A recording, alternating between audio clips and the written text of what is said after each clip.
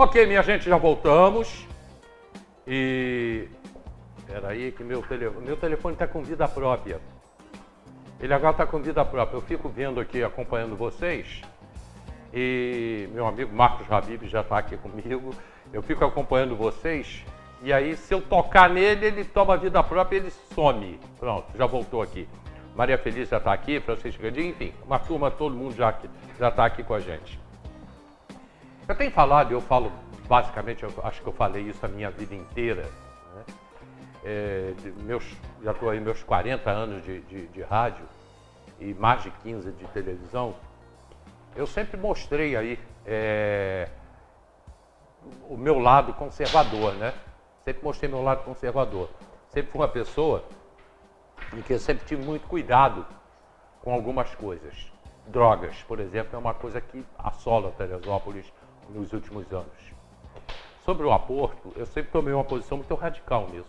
Comigo não tem discussão sobre o aborto. Eu sou radicalmente contra em qualquer situação. Se eu acredito que Deus é que criou a gente, eu não posso ser contra o aborto. Porque meu pai e minha mãe já diziam, meus avós já diziam, minha avó falava isso comigo, né? Que tudo tem a mão de Deus, se tudo tem a mão de Deus. Ah, mas a mulher foi estuprada e ela tem direito ao corpo. Gente, não vou discutir isso aí. Nem tem como bater, sou radicalmente contra. E agora, a gente tem trazido aqui no programa o Klaus e para falar de movimentos conservadores no Brasil, o padre que esteve aqui com a gente, o padre Kelman. E hoje a gente vai dar seguimento a esses assuntos e recebendo um apoio muito forte hoje, como eu falei na abertura do programa, que é o Copete e o Metanoia Radical. Metanoia faz parte da minha vida, né? Metanoia é um projeto espetacular, eu sou integrante ativo do Metanoia, participo em todas as edições, estou lá dentro, trabalho e o combate às drogas lá dentro e o conservadorismo no geral é muito forte dentro do Copete, dentro do Metanoia Radical. E hoje a gente recebeu o apoio do Copete e do Metanoia Radical. Klaus, apresenta essa turma toda que está aí, embora o Pedro, o Fábio já esteve aqui, todo mundo já esteve aqui. Temos uma multidão aqui, não é isso? Hélio, bem, é mais uma manhã gloriosa para a gente, tá? Para Teresópolis, está aqui no teu programa, de verdade. Né? E hoje nós estamos fazendo uma coisa diferente. Nós estamos mostrando para a sociedade de Teresópolis, efetivamente, quem são os líderes conservadores, tá? Não que sejamos somente nós, mas os principais, né, e aqueles outros que não conseguem nem estar presentes aqui pelo espaço, tá? Se sintam representados, né? Todos aqueles que defendem a vida, né, e que são conservadores, sintam-se representados aqui nessa manhã. E nós estamos aqui um pouquinho para falar sobre um assunto entre os conservadores, Hélio, que une a todos nós. Mas antes disso, né, obviamente, nós vamos apresentar. Nós temos aqui o Rafa, tá? O Rafa é conhecido de muita gente aqui na época da eleição 2018. Ele conseguiu mobilizar, tá, praticamente toda a população de Teresópolis em grandes carreatas em apoio ao candidato conservador até hoje, né, que é o Bolsonaro, o ex-presidente Bolsonaro. Então, criador ali do grupo Apoiadores Bolsonaro, que foi um grupo muito ativo, tá? Um grupo que realmente conseguiu mobilizar a sociedade e ele mantém esse grupo hoje. Nós temos aqui também o Pedro Werneck. Pedro é um grande amigo também e líder do grupo Fênix, tá? O grupo Fênix, ele também vai falar um pouco sobre o grupo depois, mas é outro grupo conservador histórico, né?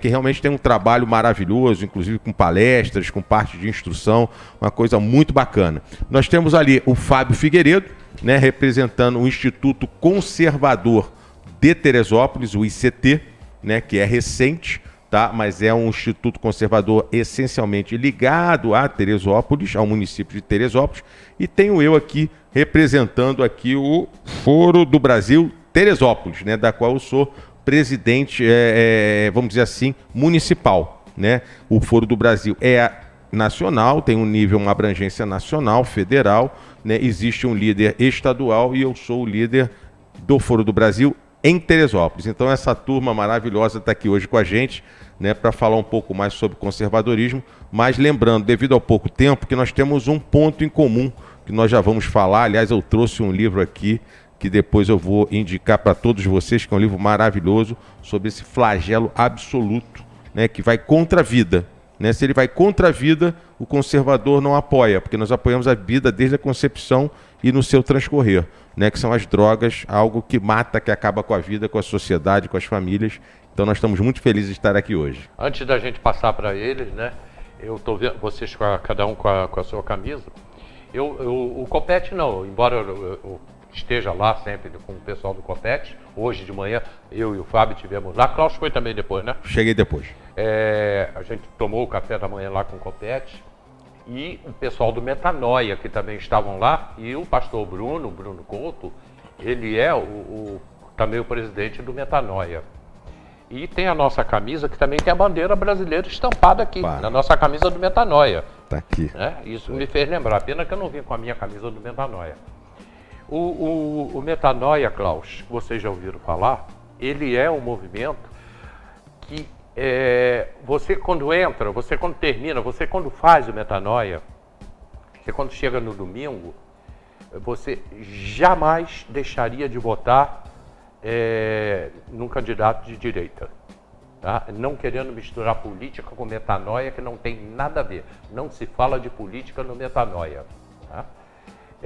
E uma outra coisa é o trabalho que se faz durante 40 horas em cima de um conservadorismo e do combate às drogas. Que beleza. O Metanoia é um projeto sensacional. Eu preciso conversar mais com você sobre Metanoia. Aliás, vocês precisam conhecer o Metanoia. E hoje nós já somos cerca de 3.000 em Teresópolis. Ativo deve ter aí uns 300, né? Que a gente trabalha. Mas vamos lá, Fábio. Presidente. Como é que foi hoje pela manhã, a recepção lá no Copete e a nossa preocupação com as drogas, né? Sim, excepcional. Pra gente, assim, é estimulante, é gratificante ver um número tão grande de líderes religiosos, de pessoas que tratam e lidam com as famílias de forma tão aproximada, transformando vidas, né? A gente sempre diz assim, o Estado tem a sua obrigação, mas a igreja em geral, as igrejas, as denominações, seja espíritas, seja o que for, elas estão próximas do cidadão, estão próximas do homem, né? E próximas das casas, das residências, e eles conseguem ali um espaço que o Estado não consegue entrar. E naquele espaço ali eles transformam vidas. E é uma coisa até que os ditos progressistas não conseguem entender, né? Porque eles acreditam que vão transformar o homem com filosofias, com ideologias, mas Marx não produziu nada de bom, pelo menos nos países por onde ele passou, né? Então eles tentam, mas quem vai lá e resgata as vidas são esses servos de Deus, né? Dentro das suas religiões, que conseguem ali intervir. E é difícil para um dito progressista entender como é que um cara que espanca a mulher, alcoólatra, etc., a vida de repente ele transforma.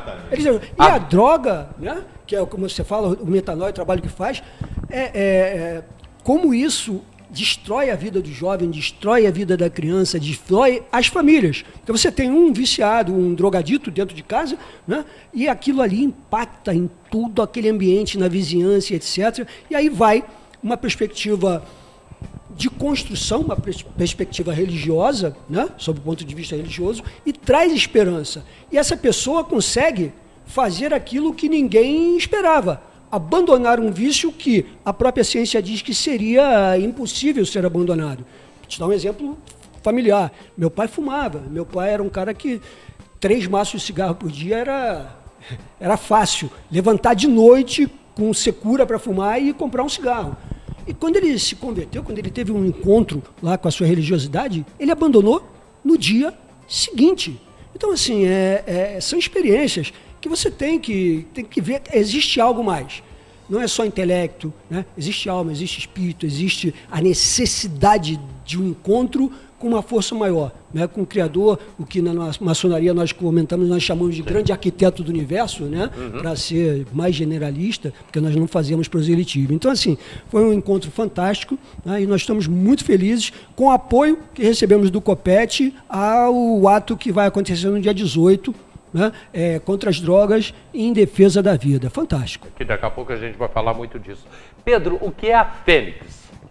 Ou o Fênix? É o Fênix ou a Fênix? O Fênix, né, que é o Grupo Fênix Brasil. Grupo Fênix. Esse grupo é um grupo que ele foi formado em 2014 exatamente para combater essa destruição que se pretende fazer da sociedade brasileira. E a gente tem vários segmentos que a gente atua. A gente atua no segmento educacional, cultural, de assistência às pessoas carentes, do ativismo também, não do ativismo político, mas do ativismo social. Porque nós entendemos que chegou o momento da gente colocar realmente as coisas no seu devido lugar. E para isso a gente tinha que se organizar. Porque, na verdade, nós, inclusive, neste momento, nós estamos dentro dessa campanha forte contra as drogas, porque, na verdade, a gente entendeu o seguinte, que a esquerda radical, ela quer fazer a construção da destruição da nossa sociedade. Dá para entender? Eles querem construir uma destruição de todos os princípios que organizaram a sociedade moderna, a sociedade ocidental e o Brasil. E a droga é uma das vertentes que ele tem de destruir essa sociedade. Entendeu? Existem outras também, a destruição da família, o aborto e vários outros aspectos. Mas no momento nós vamos nos concentrar nesse combate às drogas, porque é o grande flagelo que nós temos hoje dentro da nossa sociedade. E isso nós temos que encarar de frente com coragem, mas com firmeza. Porque sem firmeza você não vai conseguir combater isso. E a única maneira de se combater a construção da destruição é você mostrar os nossos princípios, os nossos valores, os princípios que regem e organizaram e fizeram a nossa sociedade. Então esse é a Fênix Brasil. Rafa. Todos nós aqui estamos unidos, né, num propósito que é o combate às drogas aqui na nossa cidade principalmente. Um problema que tem crescido cada vez mais, está cada vez mais visível nas nossas ruas, vendo dependentes químicos andando por aí. Um problema que já vem de muito tempo nas metrópoles, né, nas capitais, e que você vê vários zumbis, né, roubando e cometendo vários crimes. E, de repente, você vê isso na porta da sua casa, aqui em Teresópolis. Então, assim, é uma preocupação muito grande e muito clara que a gente tem com relação ao combate, né, da maconha, porque é a porta de entrada para outras drogas piores. Só que eu acho muito importante a gente colocar aqui que nós não somos contra o uso da cannabis como um estudo para poder, pelo uso medicinal da coisa. Isso é o canabidiol. Que não tem nada a ver, mas é bom que fique claro para as pessoas, porque às vezes isso é usado para desmerecer o movimento contra as drogas de uma forma geral. Porque você até conhece a pastora Adriana, que é prima da minha esposa, né? Que ela teve uma luta muito grande com o filho dela, o Rafaelzinho, que infelizmente faleceu com 5 aninhos de idade. E eu sou, assim, testemunha, né, de que o canabidiol, assim, fez uma evolução enorme, né, numa criança que tinha convulsões semanalmente, e toda semana tinha que reaprender a falar, a cada convulsão tinha que aprender a andar. E ele conseguiu, o último aninho de vida dele, ter uma vida muito, muito boa, dar muita alegria para os pais dele, conseguindo cantar, falar, né, conseguindo andar, conseguindo brincar. Então, assim, é bom que a gente separe as coisas, né? Que o nosso combate aqui é contra um uso recreativo e irresponsável das drogas. Eu prometi a vocês, há meses atrás, em falar do canabidiol aqui, mas a pessoa que viria falar depois não pôde vir, e eu acabei que eu perdi o contato com ele, né? Que é o Dr. Guilherme. Ele não veio falar sobre o canabidiol, mas eu, por exemplo, tenho uma pessoa da minha família que... Meu irmão usa canabidiol, né? Depois do acidente, ele tem que usar. Mas nada a ver. Isso é uma coisa, outra coisa é outra coisa. Cláudio. É isso aí. Gente, inclusive eu avisei que eu ia indicar, né? Porque uma das nossas funções, das 4 instituições aqui também, é a parte de instrução né, de informar a você sobre determinado assunto que tem a ver com conservadorismo. Então, por exemplo, esse livro aqui chama-se Maconha S.A. Esse livro foi editado, produzido por um grupo católico, é o Centro Dom Bosco, né? Mas é um livro, meus amigos e minhas amigas, absolutamente maravilhoso para a gente poder entender qual é o grande negócio e quais são os grandes interesses políticos, né, ligados à descriminalização das drogas. Tá? Então, eu acho que nós estamos num momento muito importante, Hélio, para falar sobre isso, por quê?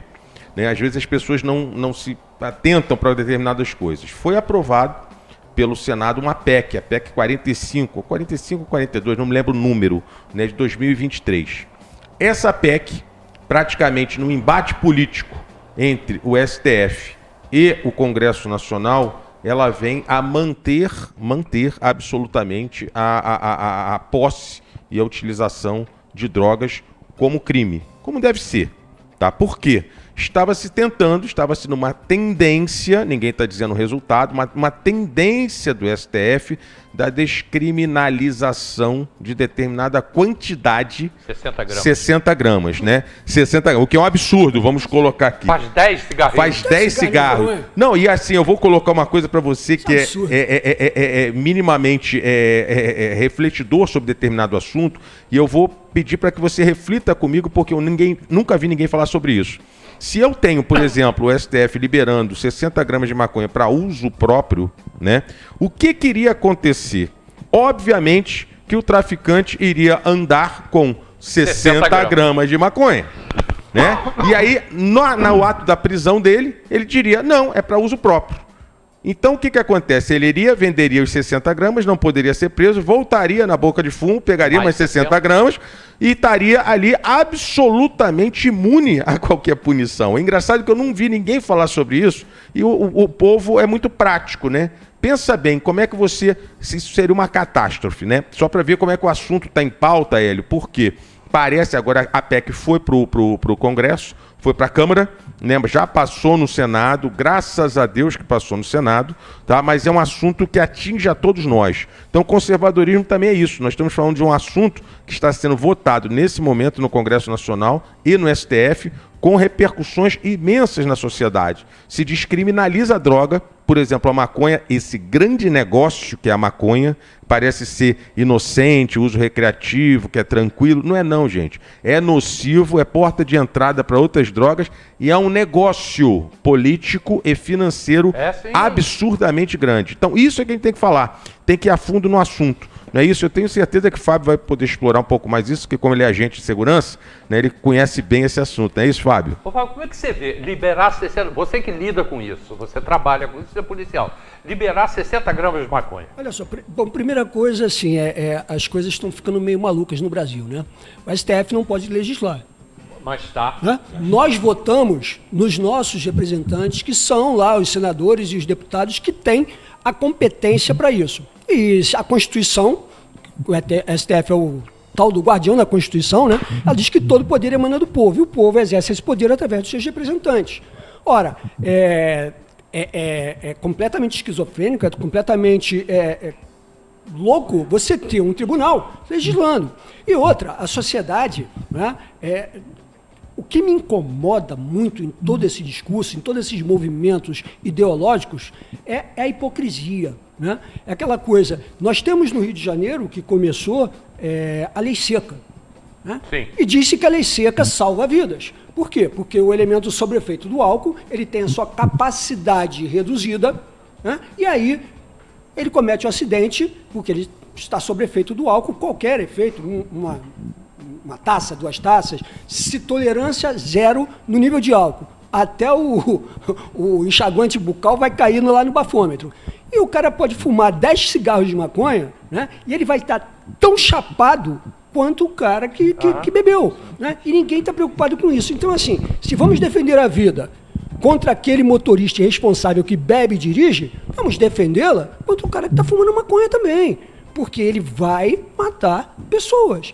Né? E o mais surreal ainda é que o Congresso fez audiências públicas, né? E recebeu o presidente da Associação Brasileira de Psiquiatria, médicos que deixaram claro que a maconha provoca esquizofrenia, provoca uma série de coisas, elimina neurônios da cabeça do jovem. E estão querendo liberar isso por puro ativismo jurídico, judiciário e ideológico. Aí complica, né? Aí complica. Pode ou o falar, poder quer emana falar, do Rafa? povo ou não emana. Um problema também é a coerção de pessoas inocentes para também transporte dessas substâncias, né? São a famosa mula. A mula. Porque se você parar para pensar 60 gramas de maconha por pessoa, apenas 10 pessoas você tem mais de meio quilo de maconha. Uhum. Então vai existir uma coerção de pessoas inocentes a fazer esse transporte, né, ilícito dessa droga. Pedro, quer falar? Porque, na verdade, isso tudo é um processo. Não é só a liberação do uso da maconha recreativo. Isso é um processo para ir, aos poucos, introduzindo as drogas na sociedade brasileira. Então, nós temos que estancar isso no seu nascedouro. Você não pode deixar que isso se desenvolva, porque com certeza de 60 gramas eles vão no futuro querer aumentar um pouco, vão querer passar para outras drogas. Então, isso, na verdade, é uma construção de um processo para a destruição da sociedade, a destruição da família e a destruição do indivíduo pessoalmente. Entendeu? Eu vou para o comercial agora, a gente vai continuar debatendo esse assunto, mas eu só queria deixar aqui uma coisa para você refletir. Né? Pensa bem no que eu vou te falar agora, e está acontecendo aqui também em Teresópolis, na cara da gente. Está acontecendo em São Paulo, no Rio de Janeiro, e vai acontecer em Teresópolis também. Quando o Klaus falou ali que maconha, como é que o termo que você usou, Klaus? Maconha é dinheiro, é negócio. É negócio comércio, puro. É comércio. Então, na década de 20, nos Estados Unidos, a máfia italiana entrou para dentro dos Estados Unidos, entrou mais precisamente em Nova York. E naquela época, eles entraram para vender uísque. Eles faziam, era proibida a bebida, né? Comprar e vender uísque nos Estados Unidos, na lei seca. E aí eles começaram a vender uísque falsificado, enfim. Isso virou uma guerra de gangster nos Estados Unidos e só terminou quando algumas pessoas do judiciário, alguns juízes, alguns policiais se uniram, junto com alguns empresários, porque todos estavam corrompidos. Todo mundo estava corrompido. Mas alguns juízes, alguns policiais e alguns empresários não. Eles se uniram e foram combater a máfia italiana, que já estava dentro dos Estados Unidos, que era a máfia, aí sim, a máfia americana, mais precisamente dentro da cidade de Nova York. E à custa de muito sangue, de muita morte, conseguiram combater e acabaram, exterminaram isso lá em Nova York. Que a máfia crescia tanto que eles já eram donos de tudo. Eles tinham restaurantes, eles tinham bares, eles tinham tudo.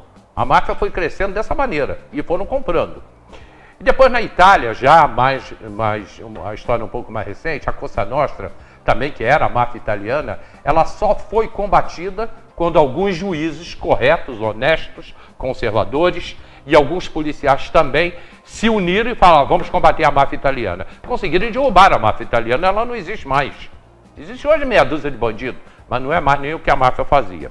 Aqui no Brasil, o PCC, que é o primeiro comando da capital, e o Comando Vermelho hoje, eles são empresários. Eles são donos de empresa de ônibus, são donos de restaurantes, são donos de agência de viagens.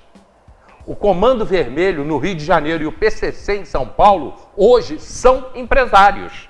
E o Comando Vermelho já está atuando em Teresópolis. Ou a gente consegue combater isso, né? Porque, obviamente, uma grande parte do judiciário são pessoas corretas, são pessoas honestas. E eles vão combater isso, sim, junto com a polícia militar, com a polícia civil. Eles vão conseguir combater e vão conseguir acabar com isso. Eu só espero que o nosso Congresso, os políticos do nosso país, ajudem a combater o crime organizado, que ele está crescendo cada vez mais no Brasil. A gente volta já.